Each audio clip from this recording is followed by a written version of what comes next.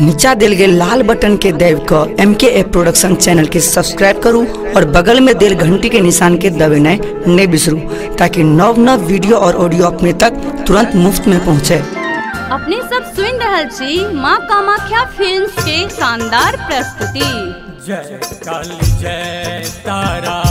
जय शिवरानी जय माँ दुर्गा जय माँ भवानी जय काली जय तारा जय शिवरानी जय माँ दुर्गा जय माँ भवानी जय काली जय तारा।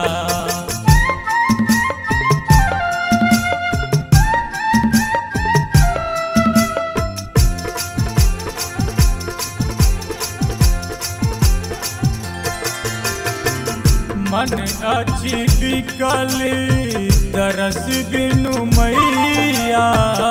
मन अच्छी बिकली मन अच्छी बिकली तरस बिनु मैया मन अच्छी बिकली तरस बिनु मैया सुधि लेब कखन हमर कहिया आसे मनोरथ ले हम कानी बिसरल पूतक सुधिली दयानी जय काली जय तारा।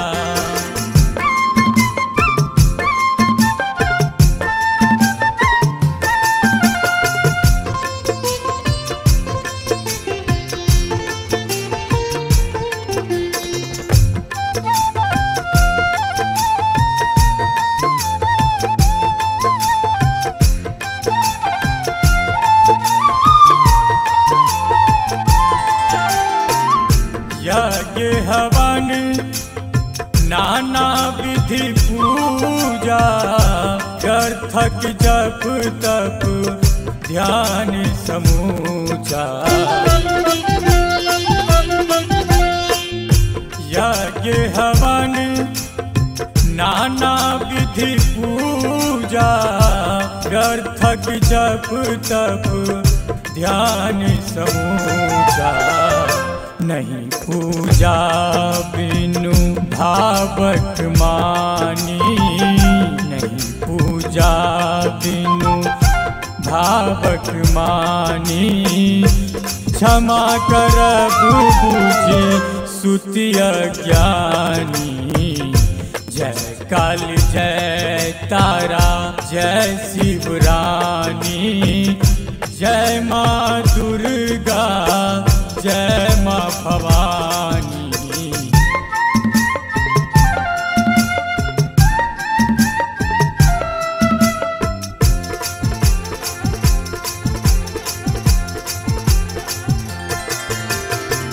स्वार्थ भरल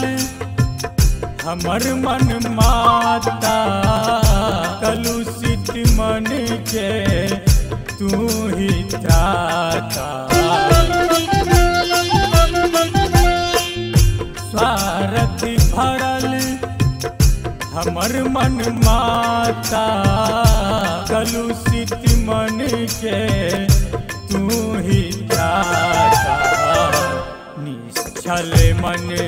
अभिलाषी करु जानी निश्चल मन अभिलाषी करु जानी सुनु माँ विनोदा नंदक वाणी जय काली जय तारा जय शिवरानी जय माँ दुर्गा जय माँ भवानी जय काली जय तारा जय शिवरानी जय माँ दुर्गा जय माँ भवानी जय काली जय तारा जय शिवरानी जय माँ दुर्गा जय माँ भवानी जय काली जय। तारा।